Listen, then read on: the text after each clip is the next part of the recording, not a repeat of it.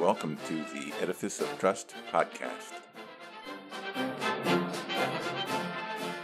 The Edifice of Trust podcast is a thoughtful discussion of today's current events from the perspective of America's founding principles.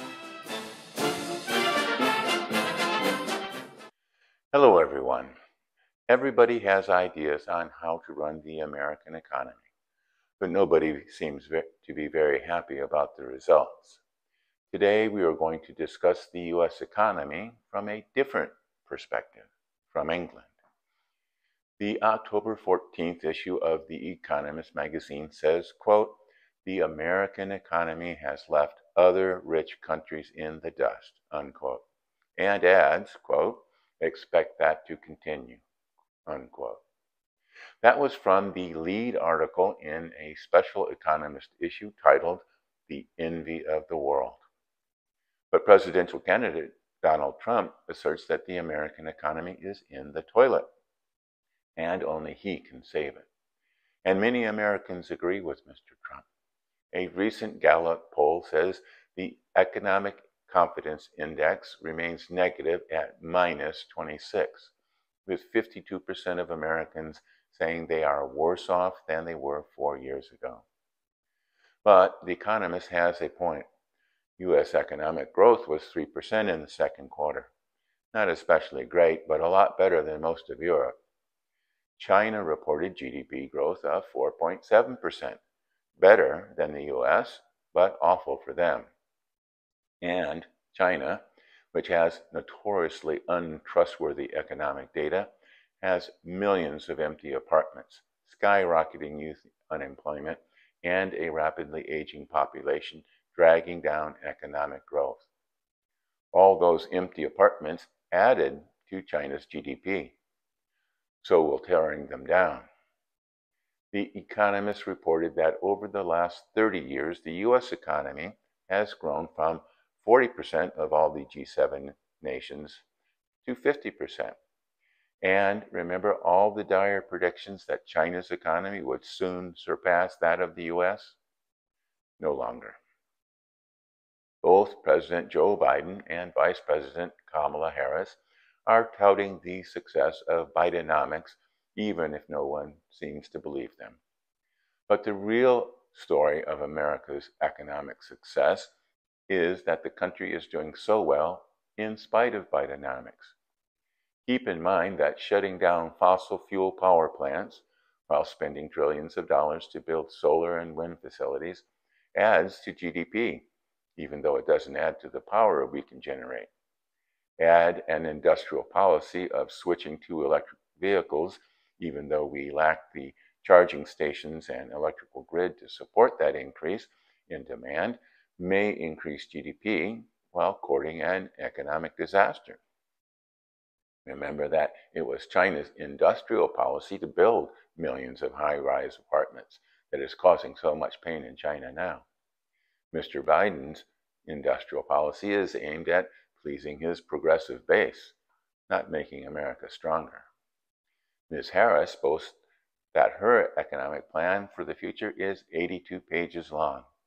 That's 82 pages of benefits, subsidies, tax expenditures, and other giveaways directed toward this or that group of voters or other special interest groups that will not be paid for by billionaires and corporations, no matter how much he tries.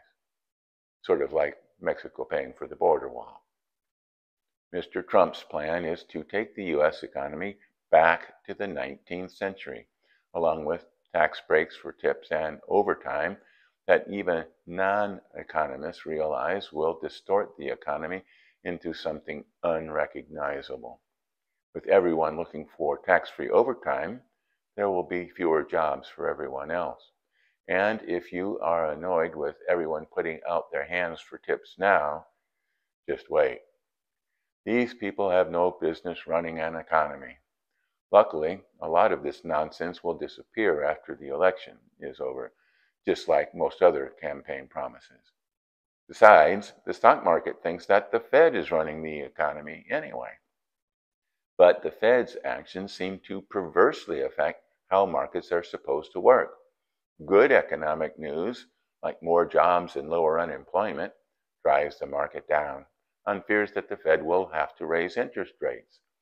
Bad economic news, that means that the Fed may have to cut rates, sends the market up.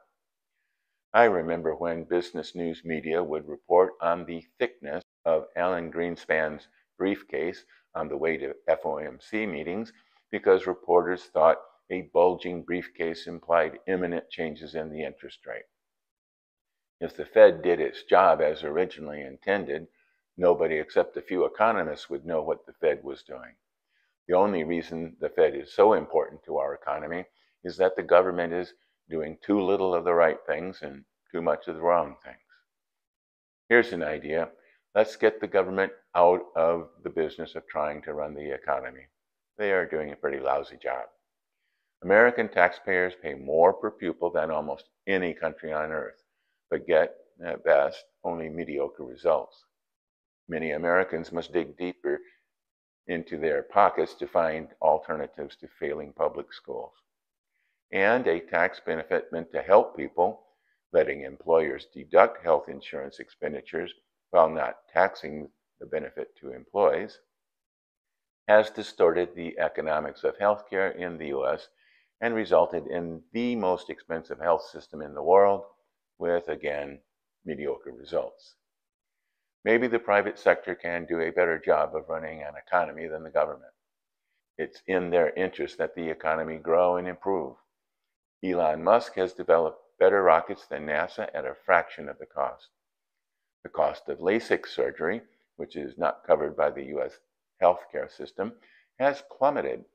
Moore's law, that computer chip power will double every 2 years, is the result of free market economics, not some law passed by politicians.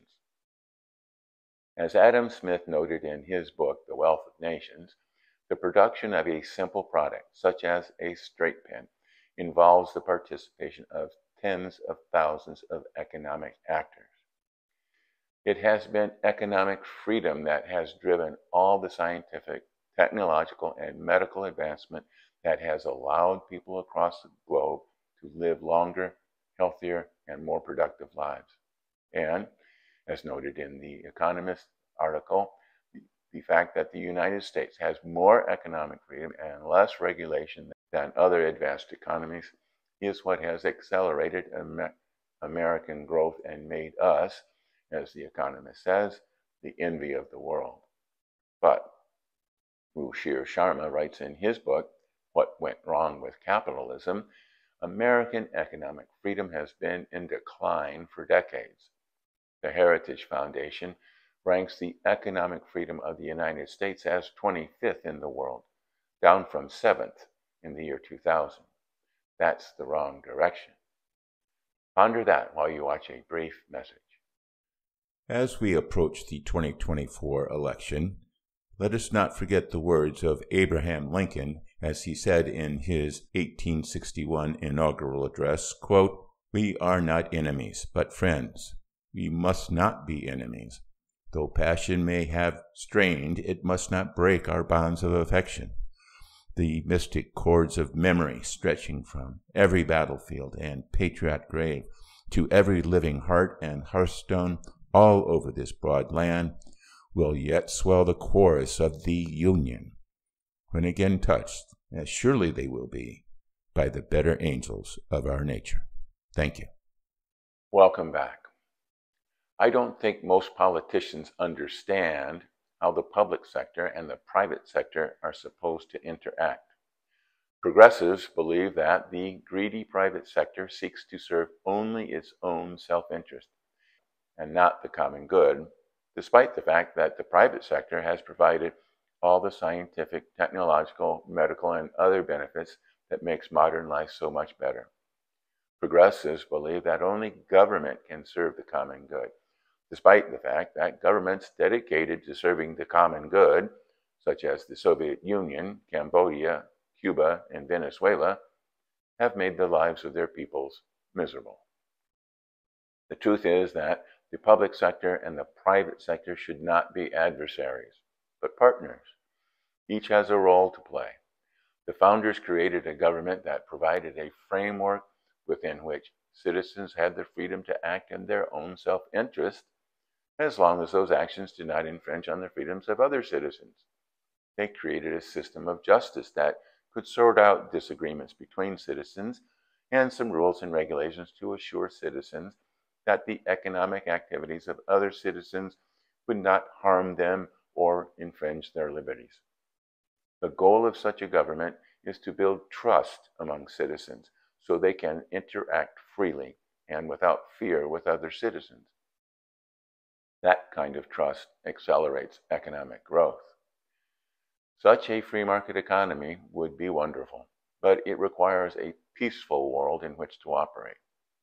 Trust among citizens is vulnerable to criminal elements within a country's border and to foreign adversaries beyond its borders, so government must also address those concerns as well.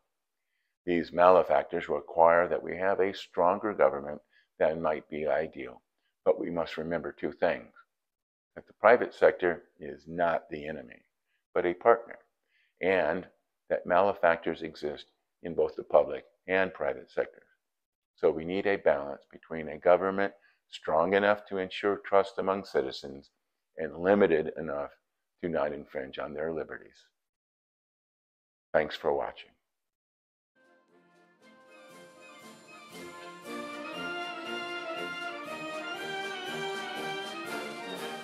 Links to source material used in preparing this podcast can be found on my website, www.edificeoftrust.com.